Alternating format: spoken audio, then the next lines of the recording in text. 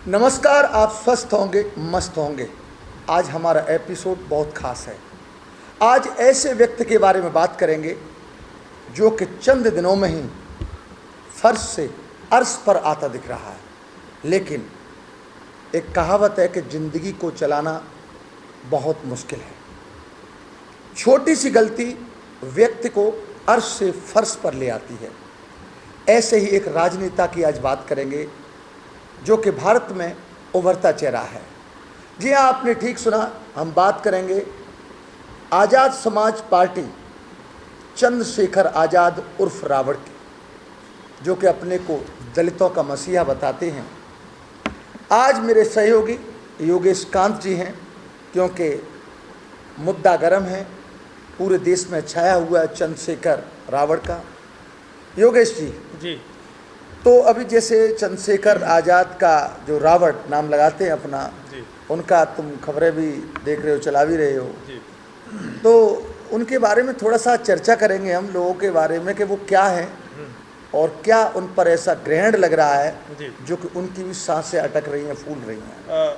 देखिएगा सोलंकी जी, सबसे पहले मैं आपसे ही शुरुआत करवाना चाहता हूं, क्योंकि मैं चाहता हूं कि एक बार उनका थोड़ा सा आप उनको पूरा ब्यूरोक्रेसी, उनकी जो पॉलिटिकल करियर है उसकी शुरुआत और किस तरीके से होती है वो आपने विशेष गहन किया है, मतलब पूरा चिंतन के तहत उसको निखारा है। तो आप उसमें क्या बताना चाहते हो कि क्या कुछ रहा है उनके करियर की शुरुआत? बहुत अच्छा सवाल किया तुमने। एक ऐसा लड़का जो कि देहरादून से अपनी लॉ की पढ़ाई कंप्लीट करता है, सपना है कि एक बड़ा वकील बनूं और मौका मिले तो मैं विदेश में भी जाऊं और वहां पर और आगे पढ़ाई करूं, वकालत में। ठीक। नाम है चंद्रशेखर आज़ाद, जो सहारनपुर के एक गांव के रहने वाले हैं, जिनके पिता एक सरकारी अध्यापक थे, माँ गृहिणी हैं। चंद्रशेखर आज़ाद ने देहरादून से अपनी लॉ की पढ़ाई की और वो विदेश भी जाना चाहते थे आगे पढ़ाई करने के लिए, लेकिन कुछ घटनाएं, जातीय संघर्ष हुआ। उस जातीय संघर्ष में वहीं से चंद्रशेखर का नाम एक उभरा। चंद्रशेखर आज़ाद जो आज पार्टी आज़ाद समाज पार्टी है, इसका 2014 में गठन उदय हुआ, जिसमें सतीश और रतन इन दोनों के सहयोग से आज़ाद समाजवादी पार्टी का गठन किया। आज़ाद समाज पार्टी गठन किया। ठीक है। 2017 में ये चेहरा, जब एक प्रकरण हुआ था उसमें, उसके बाद फिर जब मस्जिद पर, जामा मस्जिद पर, दिल्ली की जामा मस्जिद पर 2019 में, ठीक है, CEA और NCR कानून जो थी, ठीक है, उसको लेकर के ये आगे आए और मुसलमानों का अपने को मसीहा बताने लगे।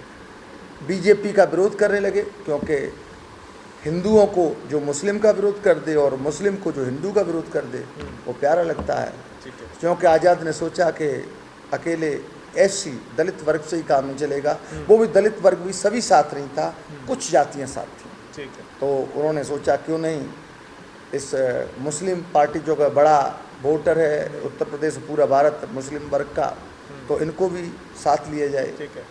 तो वहाँ से ये उठे, वहाँ पर इन्हें जेल भी जाना पड़ा और वहीं से चंद्रशेखर आज़ाद का नाम शुरू हुआ।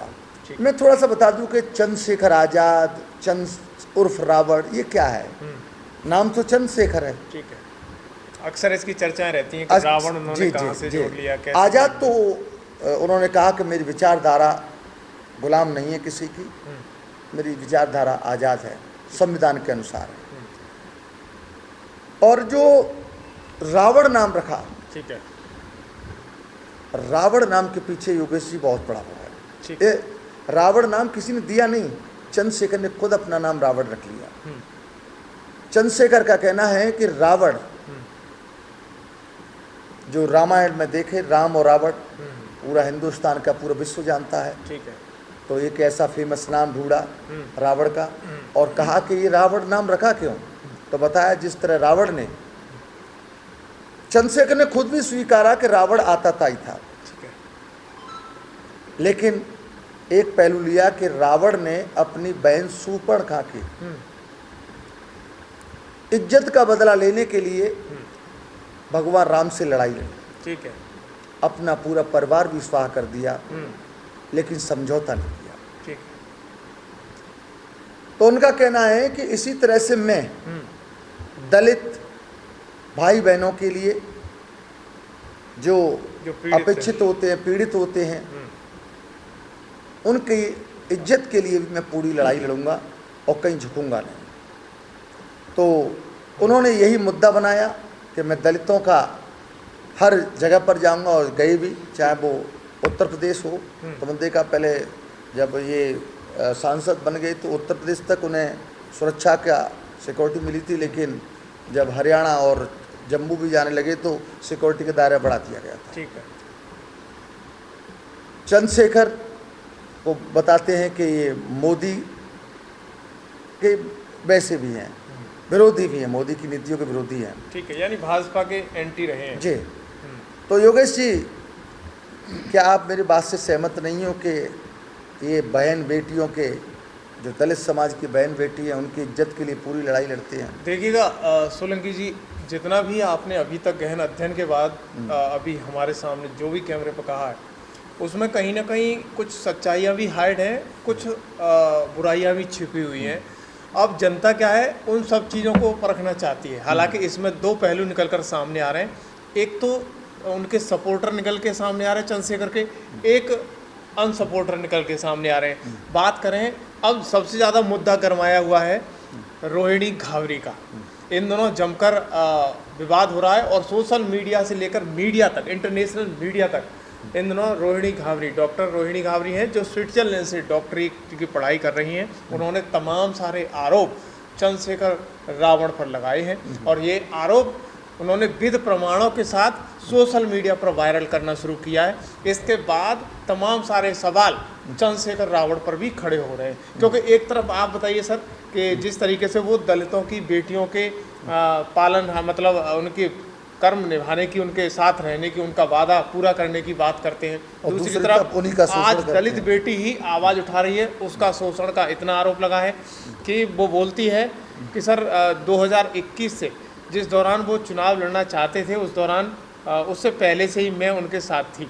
मैंने बहुत सारी चीज़ें उन्हें चुनाव राजनीति से संबंधित वहाँ से अपने नोट्स बना के उनको दिए कि आपको ये चीज़ें निर्धारित करके बोलनी है।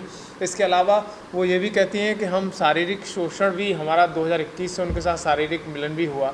तो उस दौरान तमाम सारी बातों का आरोप उन्होंने लगाया है कि वो कहती हैं कि मुझसे बातें छिपाई गई कि उनकी शादी हुई है।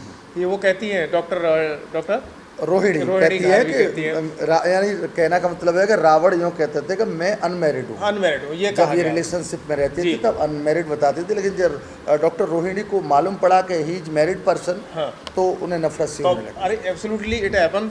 आपने देखा ही है कि जब किसी के सामने सच्चाई निकल कर सामने आती है तो फिर परेशानी शुरू हो जाती है।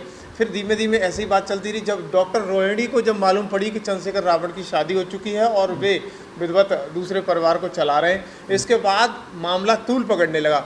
2021 के बाद 2024 आ जाता है। डॉक्टर रोहिणी ने 2024 में और डॉक्टर उनके चंद्रशेखर के खिलाफ अब तमाम सारे जो सबूत थे वो सोशल मीडिया पर शेयर करना शुरू कर दिया, आज से 1 साल पहले, यानी 2024 से ये ट्विटर पर एक्टिव हो गई और उन्होंने तमाम सारे वो घटनाएं अपने साथ हुई वो ओपन करना शुरू कर दी, क्योंकि चंद्रशेखर रावण से इनके जो रिलेशनशिप थे वो ख़त्म होते रहे। उनका आरोप ये रहा इसी बीच कि चंद्रशेखर रावण को जब तक हमारी ज़रूरत थी तब तक उन्होंने हमें बहुत मतलब अपने बात नज़दीक रखा, कोई भी परेशानी हुई तो मुझसे हर पल सहारा लिया।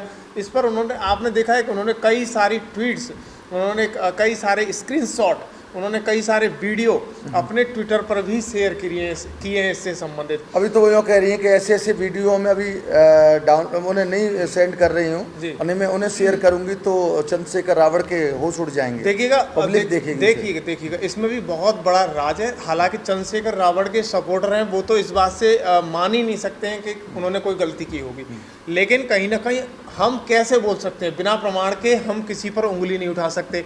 क्योंकि आज जब चंद्रशेखर रावण पर सवाल उठ रहा है रोहिणी घारवी जब जिस तरीके से बयान अपने दे रही हैं सोशल मीडिया पर, तो कहीं ना कहीं ऐसा भी प्रमाणित हो रहा है कि उनके पास इनके खिलाफ तमाम सारे प्रमाण हैं और वो अभी सोशल मीडिया पर नहीं डाल रही हैं, लेकिन ज़रूरत पड़ी तो वो कोर्ट में उन्हें ज़रूर पेश करेंगी, तब कहीं ना कहीं मुद्दा और भी गर्मा सकता है। अच्छा योगेश जी, जब लोकसभा चुनाव थे उससे पहले भी जी उन्होंने कुछ आरोप लगाए थे, ठीक है, लेकिन जब लोकसभा चुनाव था किसी तरह से इन दोनों की बात हुई होगी और डॉक्टर रोहिणी घावरी ने एक एक्स पोस्ट पर लिखा, ठीक है, सफाई दी कि हम दोनों में कोई मतभेद नहीं है, ठीक है, तो उस समय मामले को रोक लिया था चंद्रशेखर ने, जी। लेकिन अब ये एकदम अचानक कितने आक्रामक हो गए। देखिएगा वो कहते हैं ना कहीं गलती चंद्रशेखर की भी तरफ से हुई है और कहीं ना कहीं गलती घारवी की तरफ से भी हुई है।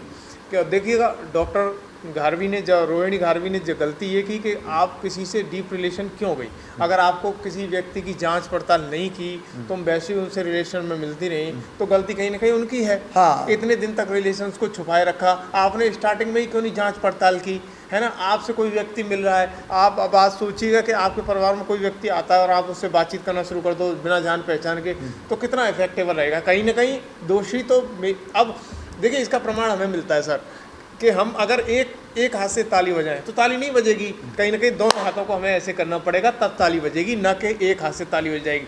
तो जितनी दोषी चंद्रशेखर हैं उसके बराबर कहीं ना कहीं रोहिणी घारवी भी इसकी दोषी हैं। अच्छा योगेश जी, इस तरह देखते हो कि ऐसे कई और भी केस आए हैं, ठीक है, कि लड़की को झूठ बोलकर फंसाया गया, उसके बाद ये हकीकत मालूम पड़ती है तो आरोप लगते हैं और आरोप सिद्ध भी होते हैं, जेल भी जाना पड़ता है। ठीक है, क्या चंद्रशेखर पर भी जिस तरह से आरोप लग रहे हैं वो आरोप सिद्ध होते हैं, क्या चंद्रशेखर को जेल जाना पड़ सकता है? देखिएगा उस पर रोहिणी घारवी का अभी बयान इस पर भी आया है सर।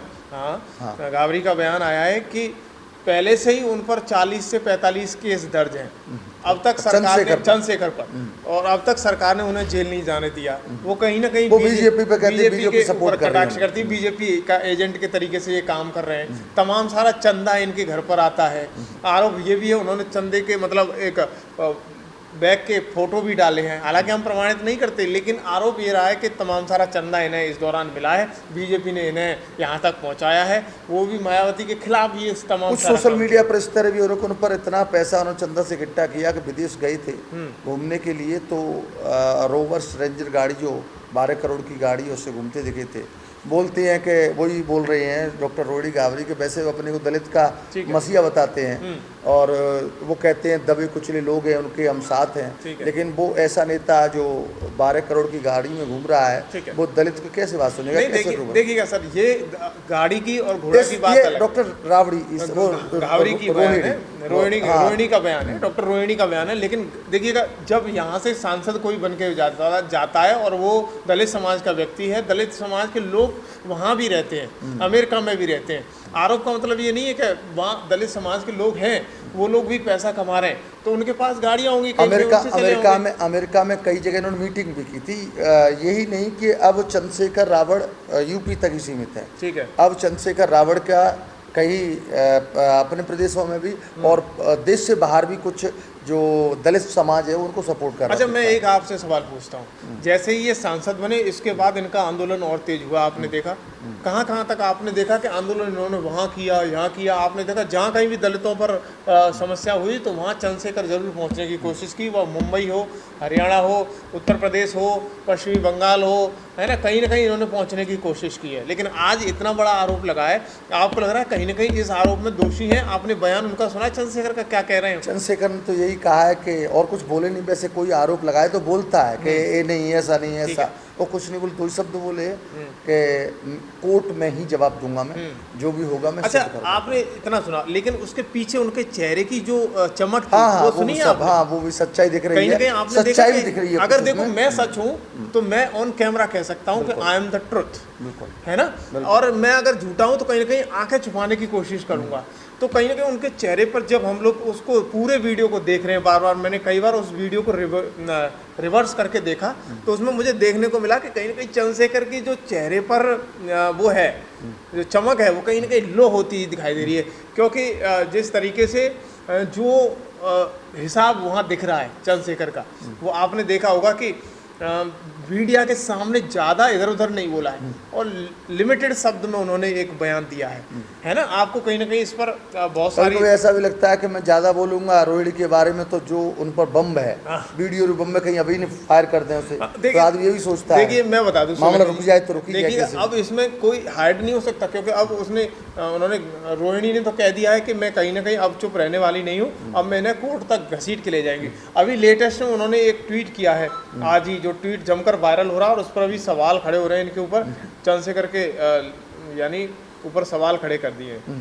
देखो मैं अभी 1 मिनट में बता देता हूँ आपको, तो देखिएगा। इन्होंने एक ट्वीट किया है अभी लेटेस्ट में, उन्होंने लिखा कि जो आदमी मीडिया के सामने महिला सम्मान की बात कर रहा है वही अपनी पार्टी और संगठन के लोगों को बोलकर मेरा चरित्र हनन करवा रहा है। अब देख लिया, इसका दोहरा चरित्र बस यही है। मैं समाज को दिखाना चाहती हूँ कि ये नायक नहीं खलनायक है और समाज का दुश्मन है। उन्होंने आगे भी लिखा है कि भीम आर्मी का असली काम बहनों का अपमान है। देखिए ये बहुत बड़ा आरोप है, बहुत बड़ा आरोप है कि भीम आर्मी का मतलब महिलाओं का अपमान। हाँ, ये रोहिणी का ये शब्द है, ये शब्द है। लेकिन रोहिणी जी बहुत ऐसा है कि अकेले चंद्रशेखर की तुम्हारी लड़ाई चल रही है, भीम आर्मी में कुछ अच्छे भी लोग हैं हाँ। जो कि कुछ अलग विचारों को लेकर आगे बढ़ रहे हैं, तो उन सारी भीम आर्मी के लोगों को तो नहीं है कैसे? नहीं, देखिएगा इनका आरोप क्यों है।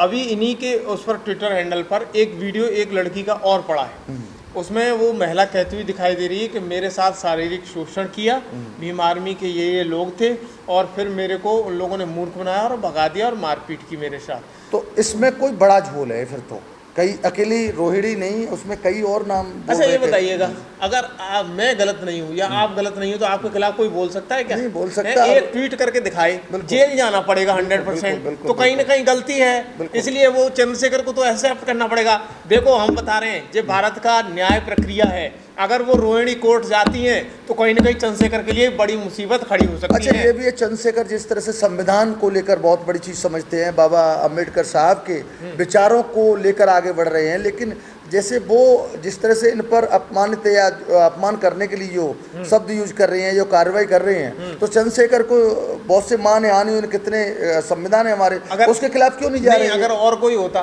तो आप बताओ कि क्या करते? पूरा एकदम ताकत लगा देते और किस तरह से आक्रामक, क्योंकि चंद्रशेखर को एक वैसा भी आक्रामक के रूप में भी जानते लोग। लेकिन एक चीज देखिएगा, हमारी कहावत है ग्रामीण अंचल में, कहते हैं लंगोटी का पक्का और हाथ का सच्चा। ये कभी मात नहीं खा सकता। अगर कभी व्यक्ति मात नहीं खाता है वो पीछे नहीं लौटता है। यही चीजें लोगों को गिरा देती हैं और यही व्यक्ति को गिरा देती है। देखो महाभारत हुआ बिल्कुल काय के पीछे, बिल्कुल महिला के पीछे है ना, रामायण में हुआ काय के पीछे, बिल्कुल है ना। तुम जितने भी इतिहास उठा के, आक्रांताओं ने आक्रमण किया, मुस्लिम जितने भी आक्रांता आए उन्होंने क्या किया, बिल्कुल सब महिलाओं के पीछे हुआ। तो कहीं ना कहीं देखो, जो जितना बढ़ा है एक महिला का भी हाथ रहता है, महिला बढ़ाती भी है। अगर इस तरह बोल रहे हो कि डॉक्टर रोहिणी जब ये चंद्रशेखर पॉलिटिक्स में आते हैं तो डॉक्टर रोहिणी नोट्स लिख के देती थी, स्पीच लिख के देती थी, ये मैं नहीं कहता, ये खुद वो अपने ट्वीट्स में कहती हैं। तो फिर इसलिए देखिए वो उनके ट्वीट्स दनादन अब आजकल इतना सोशल मीडिया पर हो रहे हैं कि कहीं ना कहीं चंद्रशेखर के लिए एक बड़ी मुसीबत खड़ी हो सकती है। पूरा हिंदुस्तान चंद्रशेखर की सच्चाई जानना चाहता है। जिस तरह रोहिणी ने अपना आरोप लगाया है तो उस आरोप की और सत्य जानना चाहता है। देखिए उन्होंने एक आरोप में तो ये भी कह दिया है कि चंद्रशेखर, मैं अकेली लड़की नहीं हूँ, और भी कई लड़कियां हैं जिनके साथ रिलेशनशिप में रह चुके हैं। ये बड़ा आरोप है सर। और अब अगर इन आरोपों की परतें खुलती हैं तो कहीं ना कहीं मुसीबत भीम आर्मी चीफ चंद्रशेखर रावत के लिए होगी, क्योंकि भारत के संविधान में राम रहीम नहीं बचा, आसाराम बापू नहीं बचे, है ना, तमाम सारे तो आप लोगों ने देखे हैं। जब ऐसे लोगों को सजा हो सकती है तो चंद्रशेखर को भी इस पर सजा हो सकती है। बिल्कुल। लेकिन इसके लिए न्याय प्रक्रिया तक पहुंचने के लिए रोहिणी को भी बहुत स्ट्रगल करना पड़ेगा, इतना आसान नहीं है। एक तो रोहिणी बाहर रहती है, देश से बाहर, ठीक है, लेकिन उन्होंने कहा है कि मैंने वकील हायर किए हैं और वो जरूरत पड़ी तो भारत भी आऊँगी। लोगों ने पूछा कि आप भारत आओगे, सामना करोगे कानून का? बोले जब मैं जरूरत पड़ी तो मैं आऊँगी, लेकिन मैं पीछे नहीं हटूंगी। लेकिन उन्होंने आरोप ये भी कहा है कि मुझे अपनी जान का मतलब बिल्कुल जान जोखिम में है, मेरे परिवार को कोई भी परेशानी हो सकती है इस पर, क्योंकि ये मुद्दा छोटा मोटा नहीं है।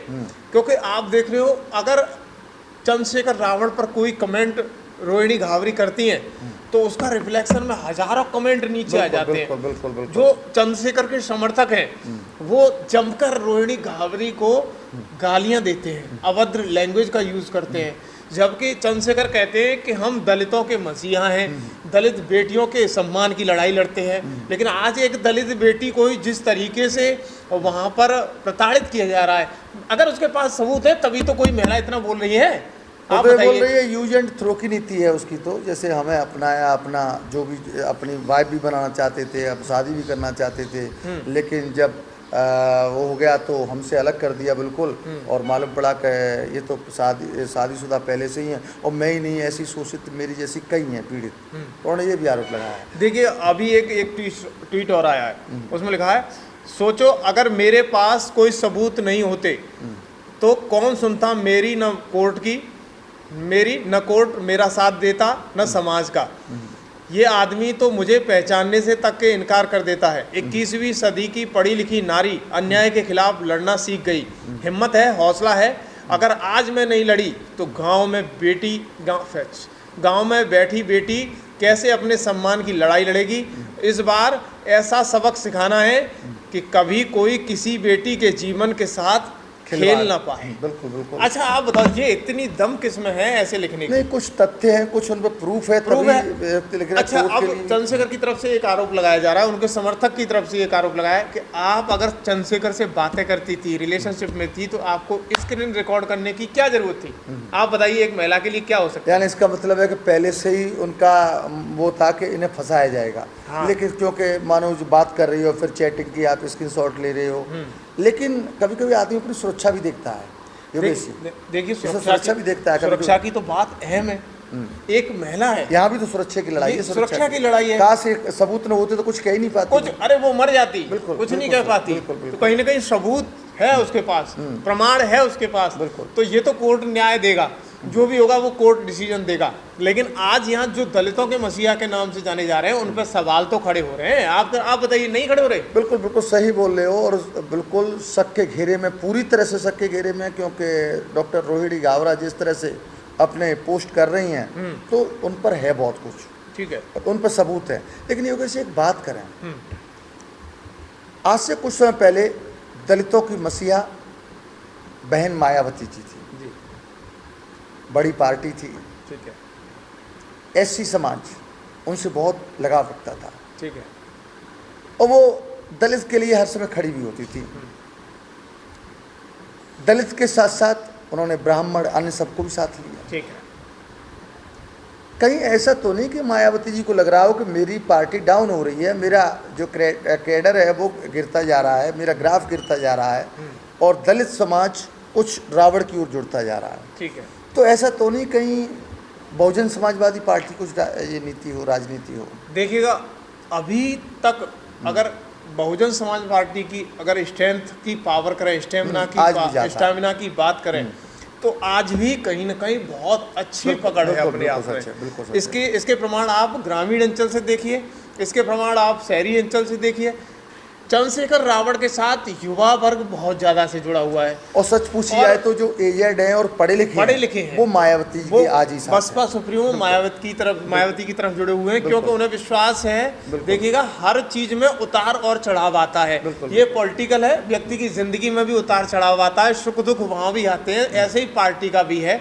आज अगर बसपा सुप्रीमो कमजोर है तो कहीं ना कहीं कुछ न कुछ कमियां रही, तब कमजोर रही। हालांकि हम उस टॉपिक पर उधर नहीं जाना चाहते, हम बात करें चंद्रशेखर रावण से। कहीं आपने जो आरोप लगाया कि कहीं ऐसा रावण ने तो ये भी कहा है कि जो आनंद है मायावती जी के भतीजे, ठीक है, वो उन्हें अपमानित करके भगाया, उन्हें ये करके भगाया, तो रावण ने आरोप लगाया। लेकिन रोहिणी घावरी ने इसी पर कहा है, उन्होंने कहा है कि देखो, मैं बसपा सुप्रीमो मायावती के काम से बहुत प्रसन्न हूँ, और मैंने देखा है कि आकाश आनंद भी अपने आप में एक युवा है, लेकिन उनकी उस पर स्टेटस पर कोई भी आज तक दाग नहीं लगा। एक व्यक्ति कोई शांतप्रिय राजनीति चाहते हैं, शांतप्रिय राजनीति, और डंके की चोट पर व्यक्ति काम करता है।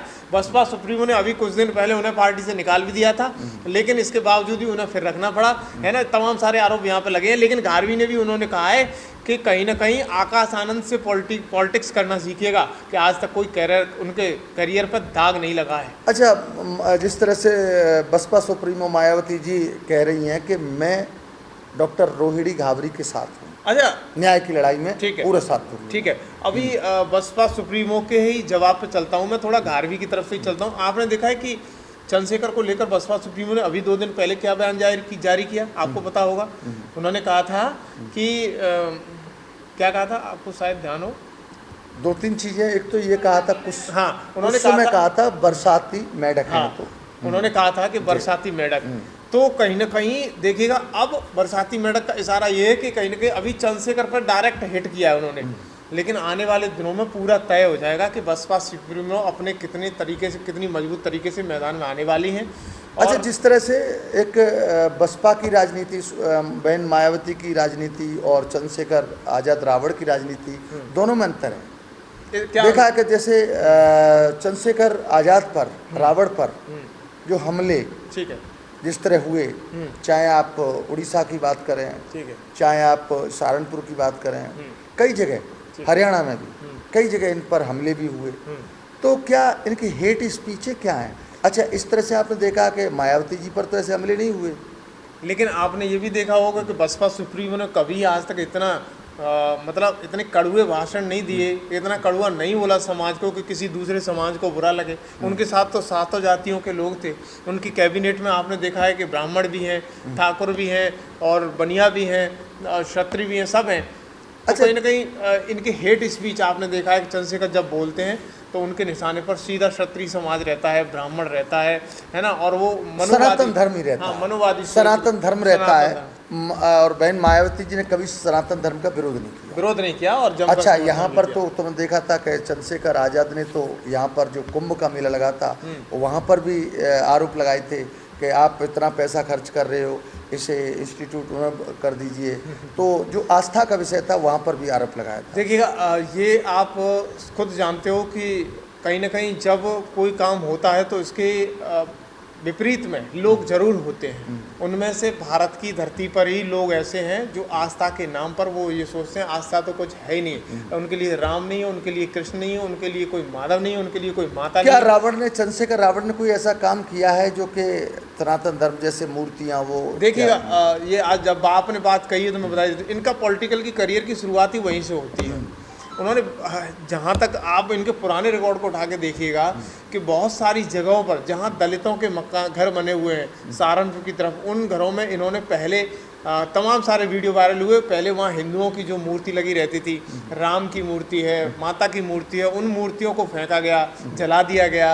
यानी एससी वर्ग जो भगवान की पूजा करता था उनको हटाया कि भगवान कुछ नहीं होता है। ये संदेश वहाँ से दिया गया, तब इनके करियर की शुरुआत हुई। और ये सोच जो दलित वर्ग के जो युवा हैं उनके दिमाग में बहुत जल्दी डाइवर्ट हुई। तो क्या आप ये कहना चाह रहे हैं या उनके वीडियो से जाहिर हो रहा है कि भगवान कुछ नहीं, आप मुझसे जुड़िए, मैं हूँ भगवान? क्या ऐसा कहना है? ये इनकी सोच है। ये कहते हैं कि संविधान सबसे बड़ा है, और हम भी कहते हैं कि संविधान सबसे बड़ा है, संविधान से बड़ा तो कुछ है ही नहीं है। लेकिन संविधान पर तो गीता का वो है, ये वो संविधान भी गीता को मान रहा है, संविधान भी सनातन को मान रहा है। लेकिन ये कैसे फिर ये कह रहे हैं कि ये तो हटाओ हिंदुओं की देवताओं को, देवी देवताओं को। इस टॉपिक पर हम बाद में चर्चा करेंगे क्योंकि टॉपिक बहुत लेंथी है। लेकिन आज फिलहाल में जो वर्तमान स्थिति है, मेरा सवाल आपसे है, अगर चंद्रशेखर सही है और रोहिणी गलत है तो अब तक चंद्रशेखर चुप क्यों?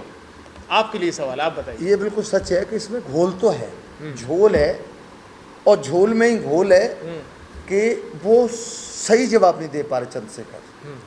वो कहते हैं, मीडिया ने कभी अभी क्वेश्चन कुछ किए थे तो बोले कि मैं ज़्यादा कहना नहीं पाऊँगा, और मैं तो दलित समाज की बहन बेटियों बहुत सम्मान करता हूँ और मैं कोर्ट में ही जवाब दूंगा। तो ये भी तो दलित बेटी है। हाँ, दलित बेटी है। जब वो जवाब दे रही है, तुम क्यों नहीं दे रहे हो? वो पोस्ट लिख रही है, एक्स पोस्ट पर लिख रही है, लेकिन उनके ही समर्थक एक तरफ सवाल खड़े कर रहे हैं कि कहीं ना कहीं जो चंद्रशेखर रावण की ऊंचाइयाँ हैं, जो अब वो तरक्की कर रहे हैं, उससे कहीं ना कहीं उनकी ऊंचाई को कम करने के लिए ये भाजपा षड्यंत्र बना रही है या बसपा सुप्रीमो षड्यंत्र बना रही है, ऐसे आरोप लगना शुरू हो गए। अभी देखा है कि भाजपा के ही ब्रजभूषण सिंह, ठीक है, उन्होंने भी कुछ बोला है इनके बारे में।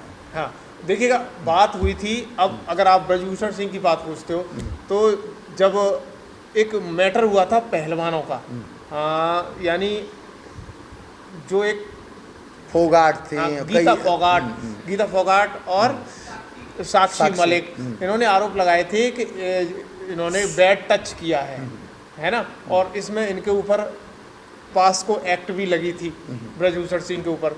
तो इस दौरान चंद्रशेखर रावण उनके प्रदर्शन में वहाँ पहुँचते हैं दिल्ली। उसके बाद उनका एक मैसेज मीडिया के माध्यम से जाता है कि अगर मुझे समाज इजाज़त दे तो मैं ब्रजभूषण सिंह को घर से खींच के ले आऊंगा। तो ये फिर वहाँ संदेश पर था। संविधान की बात फिर कहाँ गई? नहीं तो ये तो पावर थी ना, वो पावर की। नहीं, अभी तो एक तो चंद्रशेखर संविधान की बात करते हैं, इधर कहते हैं समाज मुझे इजाजत दे तो मैं घर से खींच लाऊंगा। हाँ। तो संविधान तो ऐसा ये नहीं ये कहता है। क्लियर कट ऑर्डर ये उनका जवाब था। लेकिन इस पर अभी जब इसमें आपने देखा कि ब्रजभूषण शरण सिंह ने अभी कल एक बयान दिया। उन्होंने कहा कि मेरे लिए वो ताकत निकल कर आपकी आ रही थी, वो अब ताकत कहाँ चली गई। अब एक दलित बेटी के साथ आपने अत्याचार किया तो उसके लिए अब आपके पास कोई जवाब है? उन्होंने कहा मेरे को वो घर से खींच के ले जाना चाहते थे, लेकिन आपकी आज पतलून गीली हो रही है। हरपुर से खींच कर ले जा सकते हैं, विष्णुहरपुर से खींच कर ले जा सकते हैं, लेकिन समाज ने अनुमति नहीं दिया, इसलिए वो हमको छोड़ दिए। आज पूरा देश चंद्रशेखर आजाद से ये जानना चाहता है कि इस दलित की बेटी को न्याय कब मिलेगा। मेरे ऊपर आरोप लगा था, मैंने सीधे ऑन कैमरा बोला था कि यदि आरोप साबित हो जाएगा तो मैं फांसी पर लटक जाऊंगा।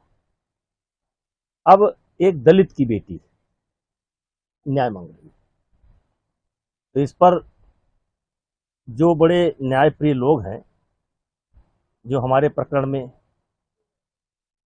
इतना बड़ा आंदोलन खड़ा किए, अब उन लोगों को से मैं पूछना चाहता हूं, इस दलित की बेटी के लिए, न्याय के लिए ये लोग कुछ करेंगे कि नहीं करेंगे?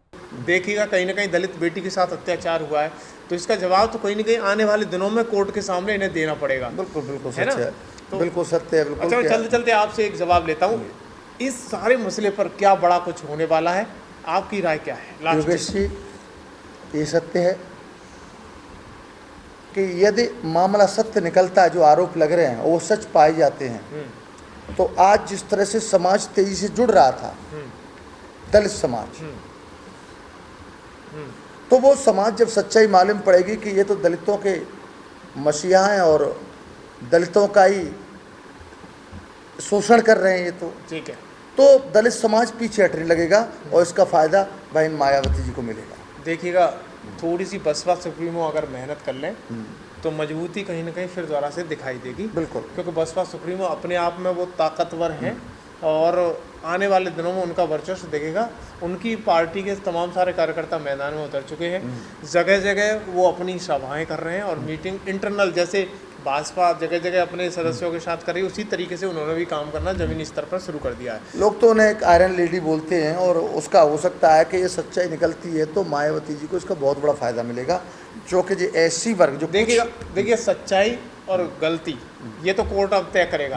अगर रोहिणी कोर्ट जाती है तो फैसला कोर्ट करेगा। देखो राम रहीम को जेल हो सकती है, आसाराम बापू को जेल हो सकती है, चिन्मयानंद को जेल हो सकती है, तमाम सारे साधु संतों को, नेताओं को जेल हो सकती है। कानून सबके लिए बराबर है, तो चंद्रशेखर को भी जेल हो सकती है। बिल्कुल, है ना, इसको कोई नहीं रोक पाएगा। बिल्कुल। विधि का विधान, नियम बने हुए, संविधान को डॉक्टर चंद्रशेखर मानते हैं, तो उसी संविधान के अनुसार जेल भी जाना पड़ सकता है। तो तमाम सवाल हैं, कुछ सवालों के जवाब दिए, समय भी पूरा हो चुका है क्योंकि और प्रोग्राम हैं। बात यहीं तक आती है कि यदि डॉक्टर रोहिणी घावरी का जो आरोप हैं घावरी के, यदि वो सत्य सिद्ध होते हैं कोर्ट में, तो चंद्रशेखर आज़ाद रावण के लिए राजनीति में बहुत मुश्किल पैदा हो जाएंगी, जिसके कारण वो अर्श से फर्श पर आ सकते हैं। क्योंकि वक्त वो एक चीज़ होती है कि जो कि अर्श से फर्श पर या फर्श से अर्श तक ले जाने में कोई समय नहीं लगाती, क्योंकि वो समय गया। जनता बहुत अब जागरूक है। जिस तरह से पूरे देश में इस समय चंद्रशेखर रावण का जो मुद्दा गरमाया हुआ है, लोग बड़ा आतुरता से देखना चाहते हैं खबरों को, क्या हुआ डॉक्टर रोहिणी घावरी के साथ, क्या हुआ। वो अन्याय और न्याय की लड़ाई है। ये तो कोर्ट तय करेगा कि डॉक्टर रोहिणी घावरी के आरोप गलत हैं या सही, तभी जनता अपना जवाब लेगी, क्योंकि 2027 में चुनाव भी हैं। यदि आरोप सत्य सिद्ध होते हैं तो चंद्रशेखर राज्य, क्योंकि ब्रजभूषण सिंह को इन्हीं आरोपों के तहत ब्रजभूषण सिंह चुनाव नहीं लड़ पाए थे। यदि ऐसा ही होता है तो 2027 में चंद्रशेखर आज़ाद उर्फ रावण के लिए चुनाव लड़ना मुश्किल हो जाएगा, क्योंकि जो बहन मायावती जी हैं या बीजेपी है या कांग्रेस है, सब घात लगा के बैठे हैं कि कहाँ कमजोरी मिले और चंद्रशेखर आज़ाद उर्फ रावण को गिराया जाए। बहुत से सवाल होंगे और फिर एपिसोड में नहीं लाएंगे क्या नया चल रहा है चंद्रशेखर आज़ाद उर्फ रावण के बीच और डॉक्टर रोहिणी घावड़ी के बीच। प्यारे दर्शकों, आपकी इस खबर पर क्या राय है?